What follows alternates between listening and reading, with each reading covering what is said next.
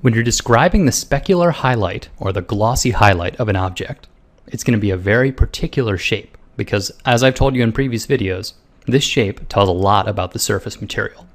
So when it comes to brush technique, I like to think of it in two ways. You've got additive, which is when you're physically applying pigment, so this would be an additive stroke.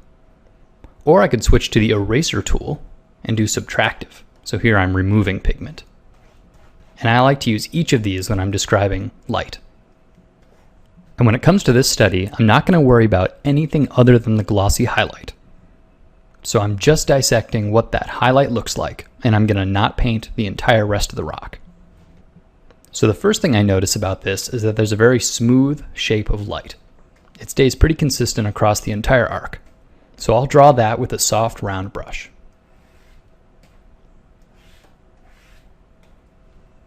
But now you'll notice the edge, where the highlight ends, is very harsh. It's got a very sharp quality to it, and it picks up some of that rocky bumpiness, so it's a very broken highlight with some texture to it. So I'll show you what the brush I'm going to use to define that edge looks like. If I were to use it additively, adding pigment, this is what it would look like.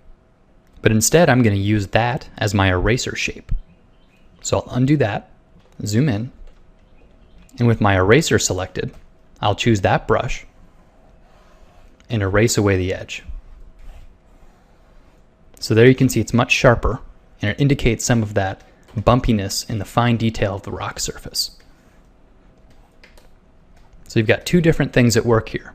A smooth gradation of light, which was a great opportunity to use the soft round brush, but then a sharp, jagged edge, a great way to subtract away with a textured brush. As with all studies, you have to be able to learn something from this exercise. So while I was contemplating the softness of the light as well as the sharpness of the edge of the reflection, I have to be able to reproduce that in an imagined setting.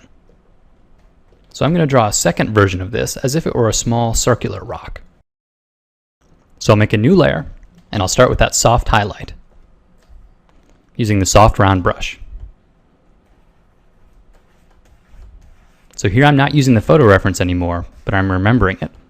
This is sort of like a test to make sure I was really critically studying and not just painting what I was looking at. And now I'll get the eraser tool, select the textured brush, and erase out that edge.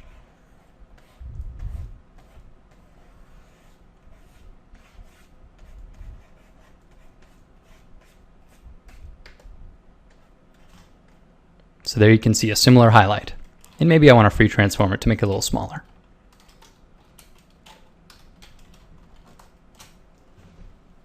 But it's this second half, the trying to apply it to an imagined form, that really helps with locking in the study information. For a final example, I took two slightly more challenging objects. First, a polished stone, and secondly, a bell pepper. And the glossy highlights on each of these have multi-layered effect going on. Whether it's a soft halo, which is then centered by a sharp, bright highlight, or in the case of the stone, there's even a bit of lens flare happening. In order to stay clean with these, I did each of these components on their own layer, only flattening them down once I was satisfied with the overall look, because most of what describes the highlight is that transition from light to dark. Is it a smooth, slow one, or is it a sharp, defined one? So using extra layers can help you in this pursuit. So it might not seem particularly exciting, but go find images like these on the internet and try drawing their specularity. It's amazing what you'll find about the variety of all the surfaces around you. They really all do have very different specularity, so give it a try.